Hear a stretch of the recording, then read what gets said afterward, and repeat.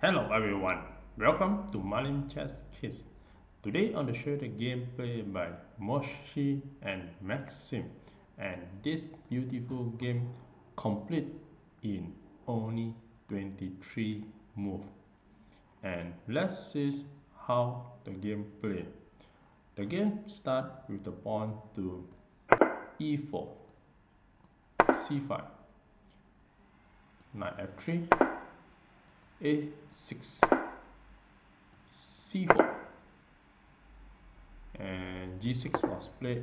Then the knight to c3, bishop to g7, and d4 was played. Then the black just captured, and this is the first 5 move. And in this position, the white is slightly better in this game. And after this, the knight just capture, and you have the knight in the center of the board. So after this, d6 was played, and now the white play bishop to e2, preparing to go for a short castling. Then the black continue to play a knight to c6, trying to attack the knight in the center on the d4 board. Then the knight just moved to c2. After this, the black just continue to develop another knight to f6, and the bishop developed to e3. And after this, the black just go for a short castling, and also the white go for a short castling. After this, bishop to e6 was played, and now this is the first 10 move, and the position now is equal. Then the game continue with the white trying to play rook to c1, and also the black move rook to c8. After this, f3 was played, and now the knight to e5, trying to put the knight in the center to have more activity, such as the knight can capture the pawn with the knight, bishop, and a rook to attack the pawn at c4.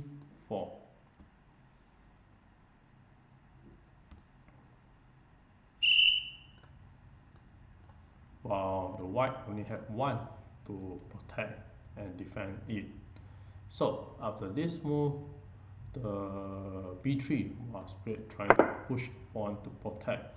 So neither of the bishop or the knight will capture the pawn. After this, the black continue to play a b5, trying to put more pressure on the c4 pawn with the pawn attack. So you have multiple attack, and the pawn also cannot capture, because if the pawn c takes the pawn, then the rook will capture the knight.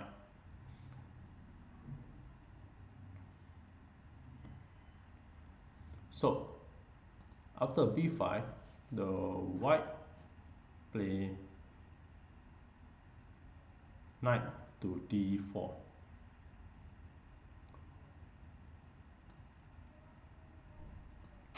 And here we have the idea to capture the bishop and also to capture the pawn.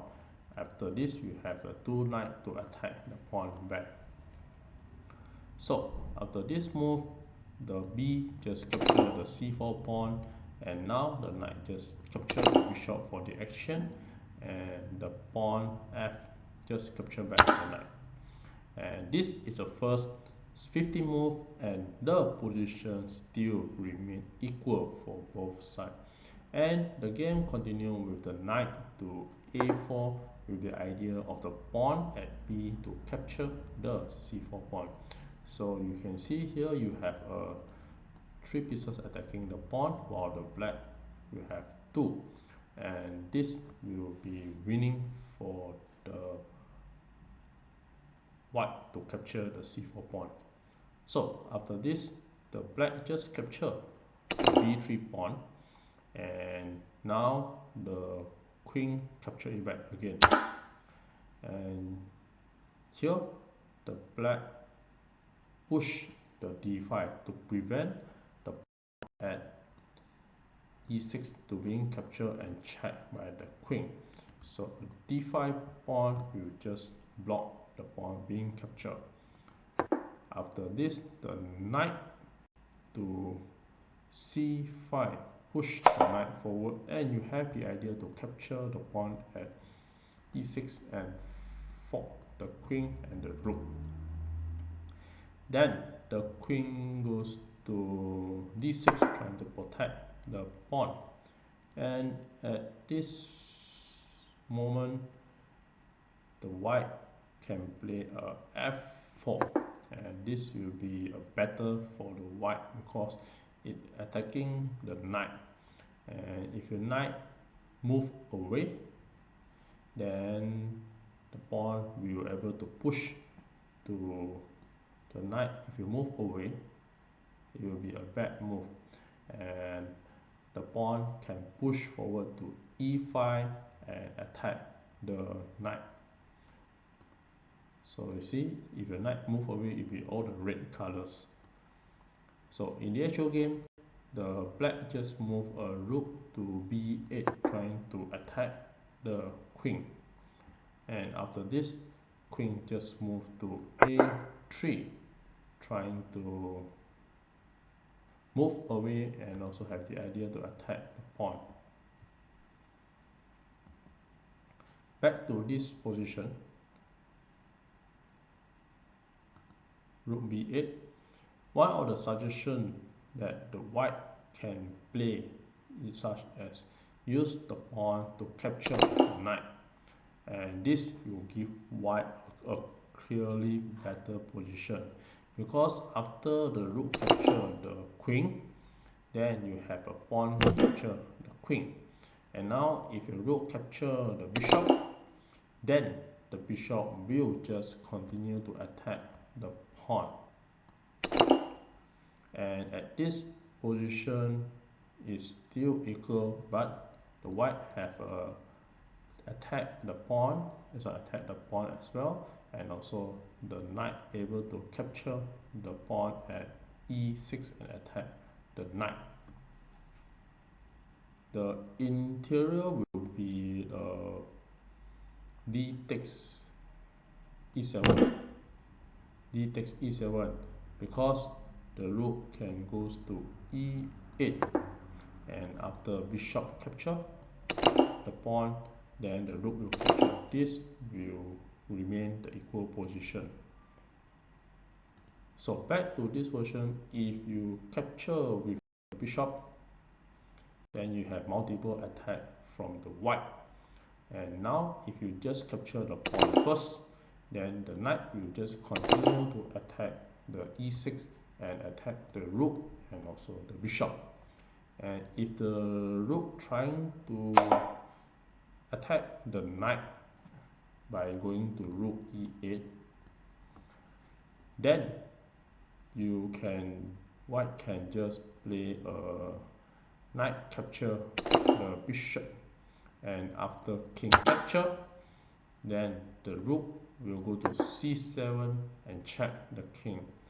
And now if the king move away, such as all this move, then if you move, the white can just capture the knight at f6, and you'll be winning in the position.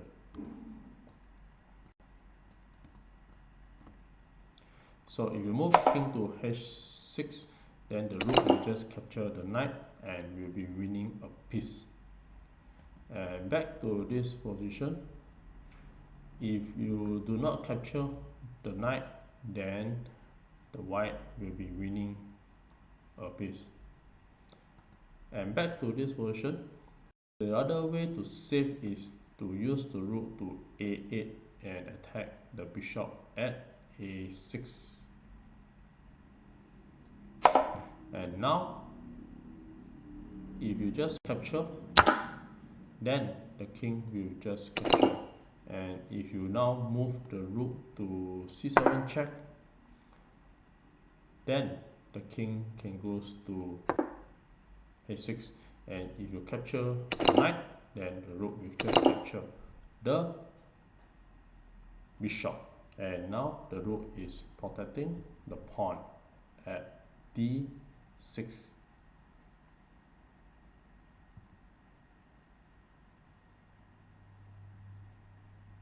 And also you have the idea to attack the pawn at e2, and also the rook can attack the pawn at e4.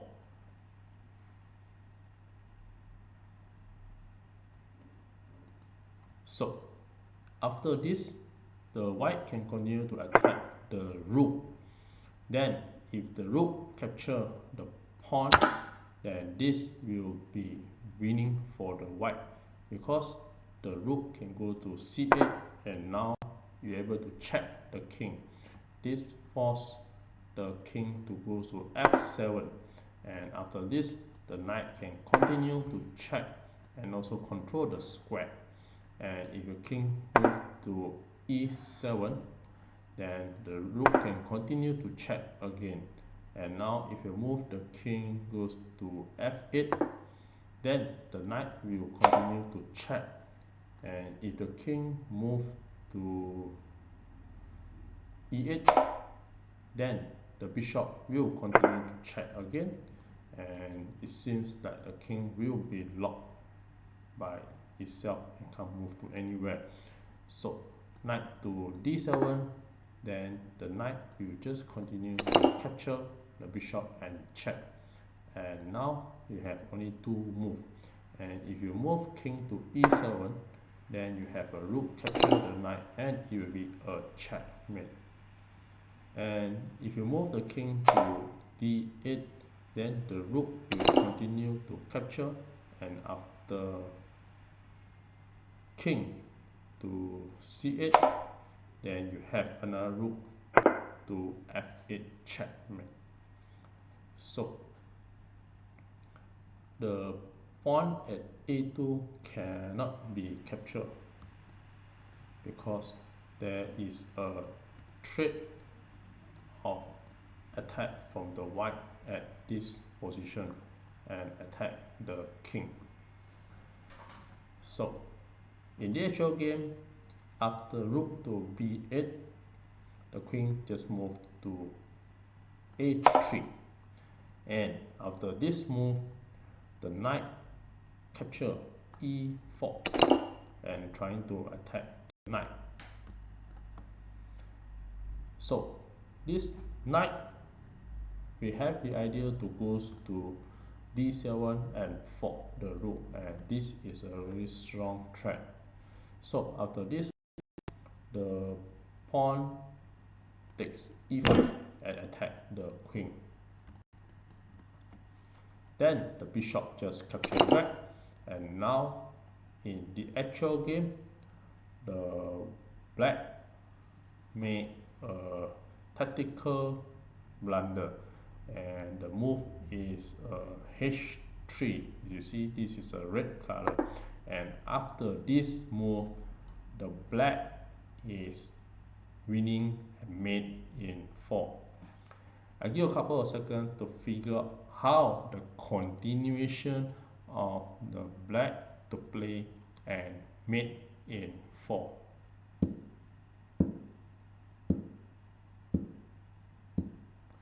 Well, congratulations for those who found the answer, and for those who like to enjoy the show, here are the moves. And in the actual game, after this pawn move, the black made a check bishop to h2 and check the king, and you can see that nothing can capture the bishop, and the king cannot escape to f2. Therefore, the only way to play is to move king to h1. And after this move, now the knight continue to play knight g3 and check the king, and this forced the black to capture the bishop, as there is no any other move that the white can play. And after this move 23, the white resign the game. And if you want to continue the game, the king just capture the bishop. Then now you have a knight to f1, and this is the open check, and also the knight check, and you have the double check. So with this double check, the king can only move to escape from being checked. You cannot block with the pawn because it's a double check. And if the king move to any of these square G1 or H1 square, then it will be checkmate by the queen at H2. So this will be a very nice checkmate. So back to this position, bishop takes the e5. The best move for the white to play will be a rook takes f8, and after rook capture, then the king can go to h1, and at this position the white is safe and able to escape from checkmate. And if you want to continue, such as move a bishop capture the pawn, then the bishop can just move to f3. And now the idea of check, such as rook the knight to g3 check, then the king will just capture. And if now you play a discover double check, then now the king can run to g1. And now if you use the queen to check, protected by the knight, the king can just simply capture the knight. And at this position, the white will be winning the game because the bishop has been blocked the protect of the rook towards.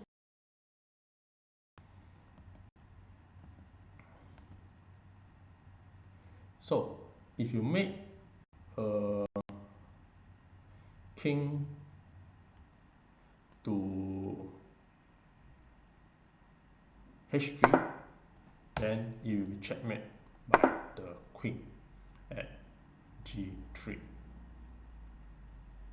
So back to this position after the rook capture, and you can notice that this is a free pawn because you have 3 pieces to attack, but this pawn is not a free, and this is a poison pawn, and if you capture with the bishop, then this creates a self-mate where the black will win the game. And again, the rook is countering the f file. So after this move, you have the bishop capture, a brilliant sacrifice, and the king go inside.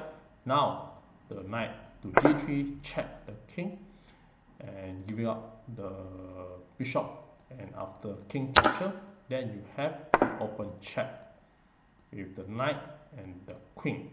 And now any move such as king to this 3 move, king to g1, you have the queen checkmate. And if you move king to h1, you also have the queen checkmate. And if you move king to h3, then you can just play a queen to g3 checkmate. So